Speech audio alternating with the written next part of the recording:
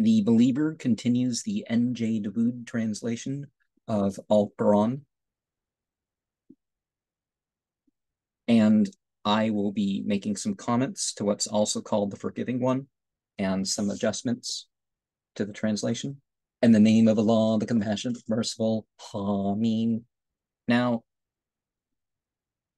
Suwar 40 to 46 all start with a verse that says Hameen, and it's the Hawamim Suwar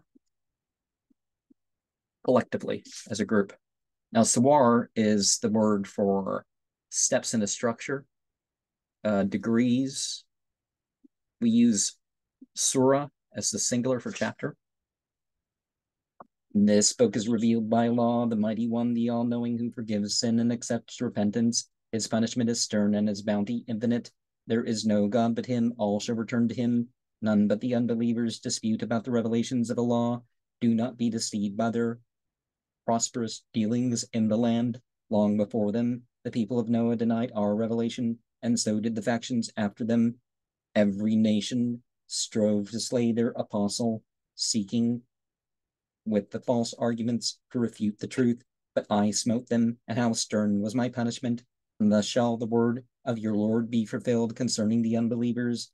They are the heirs of the fire, those who bear the throne, and those who stand around it give glory to their Lord and believe in him. They implore forgiveness for the faithful, saying, Lord, you embrace all things with your mercy and your knowledge. Forgive those that repent and follow your path. Shield them from the scourge of hell. Now, there's Sufi rituals that they just say Ha-Mim to represent the chapter. And you find the directions for this cube that's formed and the inside, the reasoning in the chapters. Now, some that just point that out don't understand that, but I'll try when I remember to point that out. I mean, it's voluntary rituals by Sufi rituals. I mean, it's not required. Admit them, Lord, the gardens of Eden, which you have promised them, together with all the righteous among their fathers, their spouses, and their descendants. You are the Almighty, the Wise One. Deliver them from all evil. He whom you will deliver from evil on that day will surely earn your mercy, and that is the supreme triumph. But to the unbelievers a voice will cry, Allah's abhorrence of you is greater than your hatred of yourselves. You were called to the faith, but you denied it. They shall say, Lord, twice have you made us die, and twice you have given us life. We now confess our sins. Is there no way out? They shall be answered, and this is because when Allah was invoked alone, you disbelieved, but when you were bidden to serve others as gods besides him, you believed in them. Today judgment rests with Allah, the Most High, the Supreme One. It is he who reveals his signs to you and sends down sustenance from the sky for you, yet none takes heed except the repentant. Pray then to Allah and worship none but him, however much the unbelievers may dislike it. Exalted and throned on high, he lets the Spirit descend at his behest on those of his servants whom he chooses, that he may warn them of the day when they shall meet him, the day when they shall rise up from their graves with nothing hidden from Allah. And who shall reign supreme on that day? Allah, the One, the Almighty. On that day, every soul shall be paid back according to what it did. On that day, none shall be wronged. Swift is Allah's reckoning.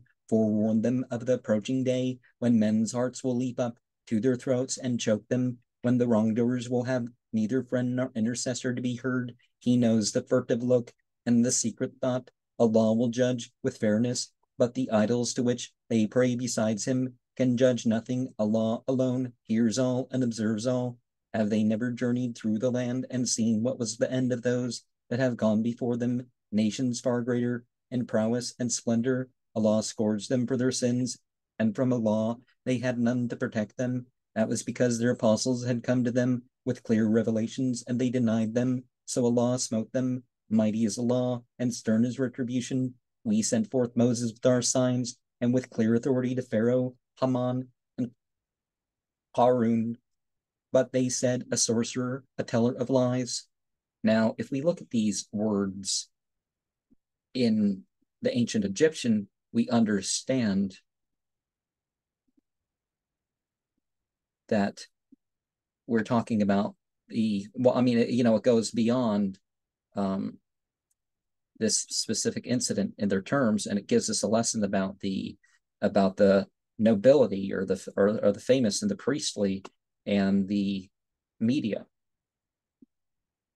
And when he brought them the truth from ourself, they said, put to death the sons of those who share his faith, and spare only their daughters. Futile were the schemes of the unbelievers. Pharaoh said, let me slay Moses, and then let him invoke his God. I fear that he will change your religion and spread disorder in the land. Moses said, I take refuge in my Lord and in your Lord from every tyrant who denies the day of reckoning. But one of Pharaoh's kinsmen, who in secret was a true believer, said, would you slay a man merely because he says, my Lord is Allah? He has brought you evident signs from your Lord. If he is lying, may his lie be on his head. But if he is speaking the truth, a part, at least, of what he threatens will smite you. Allah does not guide the lying transgressor. Today you are the masters, my people, illustrious throughout the earth. But who will save us from the might of Allah when it bears down upon us? Pharaoh said, I have told you what I think. I will surely guide you to the right path. He who was a true believer said, I warn you, my people, against the fate which overtook the factions, the people of Noah, Adam, Thamud, and those that came after them. Allah does not seek to wrong his servants. I warn you, my people, against the day when men will cry out to one another, when you will turn and flee, with none to defend you against Allah. He whom Allah confounds shall have none to guide him. Long before this, Joseph came to you with veritable signs, but you never ceased to doubt them. And when he died, you said, after him, Allah will never send another apostle. And a lot of people think this sort of stuff. But Surah 40:34 here, a lot of people even talk about Surah Yusuf as it's the only part in the Quran that mentions Joseph. Like the whole story's there at once. And it's like, well, the story continued after him. So, and thus, Allah confounds the doubting transgressor. Those who dispute Allah's revelations with no authority vouchsafed to them are held in deep abhorrence by Allah and by the faithful. Thus Allah seals up the heart of every scornful tyrant. Pharaoh said to Haman, build me a tower that I may reach the heavens, the very highways of the heavens, and look upon the God of Moses. I am convinced that he is lying. And thus was Pharaoh seduced by his foul deeds, and he was turned away from the right path. Pharaoh's cunning led to nothing but perdition. He who is a true believer said, follow me, my people, that I may guide you to the right path. My people, the life of this world is a fleeting comfort, but the life to come is an everlasting mansion. Those that do evil shall be rewarded with the like evil, but those who have faith and do good works, both men and women, shall enter the gardens of paradise, and therein receive blessings without number. Now, evil is kind of like the wrong word. When they do bad, it's evil, but when the consequences are bad, it's not evil.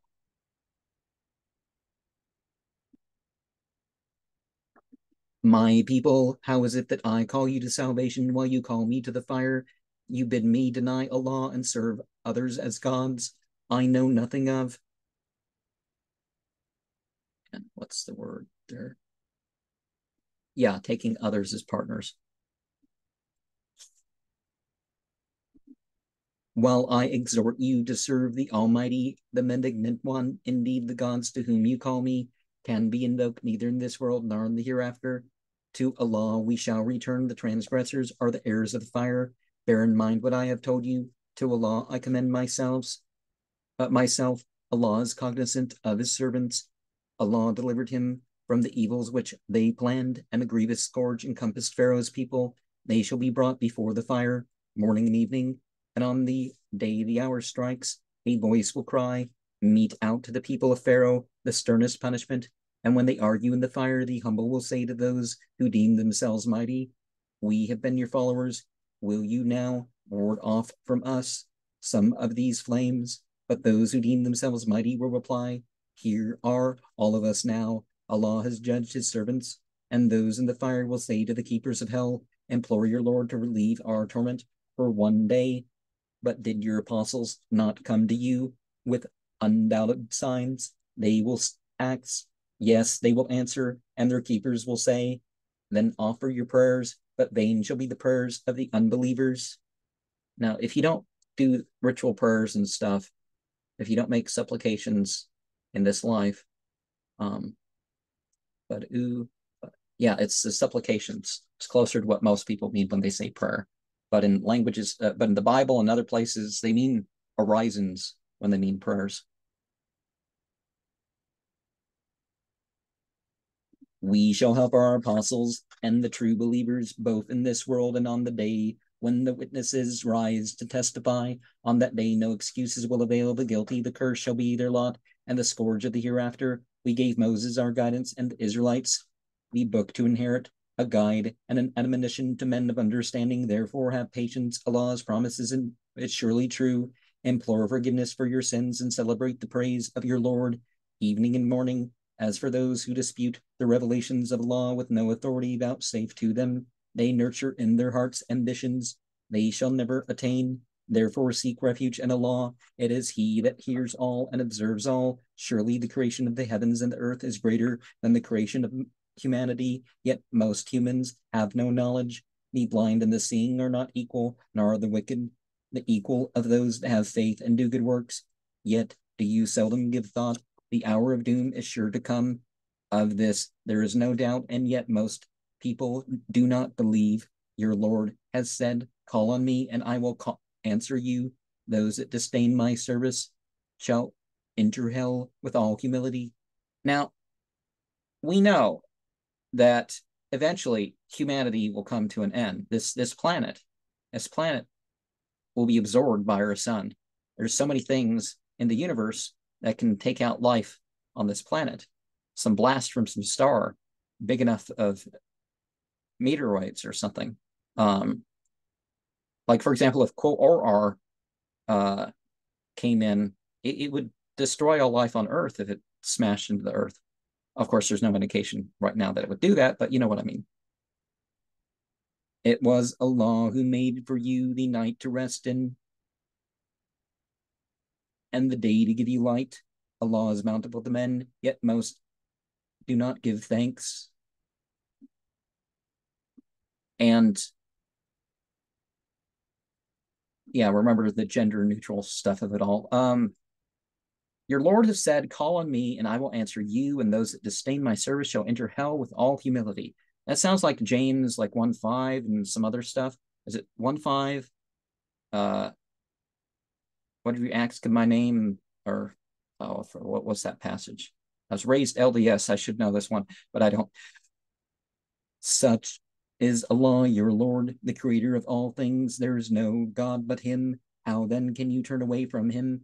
Yet even thus the men who deny Allah's revelations turn away from Him. It is Allah who made the earth a dwelling place for you and the sky a ceiling. He has molded your bodies into a comely shape and provided you with good things, such as Allah, your Lord. Blessed be Allah, Lord of the universe. He is the living one. There is no God but Him. Pray to Him then, and worship none besides Him. Praise be to Allah, Lord of the universe. Say, I am forbidden to serve your idols. Now that the clear proofs have been given me from my Lord, I am commanded to surrender myself to the Lord of the universe. It was He who created you from dust, then from a little germ, and then from a clot of blood. He brings you infants into the world. You reach manhood and then decline into old age, though some of you die young, so that you may complete your appointed term and grow in wisdom. It is He who ordains life and death. If He decrees a thing, He need only say, be, and it is. Do you not see how those who dispute the revelations of Allah turn away from the right path? Those who have denied the book and the message we sent through our apostles shall realize the truth hereafter, when with chains and shackles round their necks they shall be dragged through scalding water and then burnt in the fire of hell. They will be asked, where are the gods whom you have served besides Allah? They have forsaken us. They will reply, indeed they were nothing, those gods to whom we prayed. Thus Allah confounds the unbelievers. Now, if they're calling them gods, that's one thing. But those that have been taken partnership in divinity is usual phrase that we have here.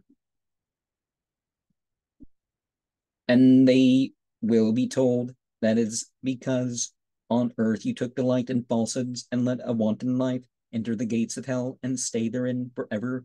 Evil is the home of the arrogant. Now, just like the thing when you say that God's not guiding because the verb form isn't had, the yud after, the yud before bringing it in. So they're taking them as partners of divinity. It doesn't mean they are.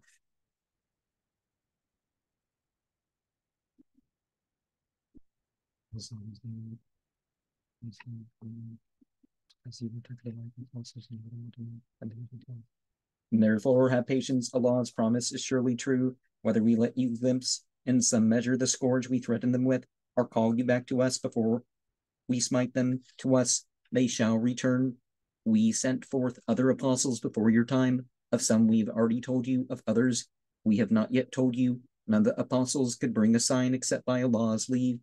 And when Allah's will was done, justice prevailed, and there and then the disbelievers lost. It is Allah who has provided you with beasts, that you may ride on some and eat the flesh of others. You put them to many uses, they take you where you wish to go, carrying you by land. As ships carry you by sea, he reveals to you his signs. Which of Allah's signs do you deny? Have they never journeyed through the land and seen what was the end of those who have gone before them? More numerous were they in the land, and far greater in prowess and splendor. Yet all their labors proved of no avail to them when their apostles brought them veritable signs. They proudly boasted of their own knowledge, but soon the scourge at which they scoffed encompassed them. And when they beheld our might, they said, we now believe in Allah alone. We deny the idols which we served besides him. But their new faith was of no use to them when they beheld our might, such being the way of Allah with his creatures, and then the unbelievers lost.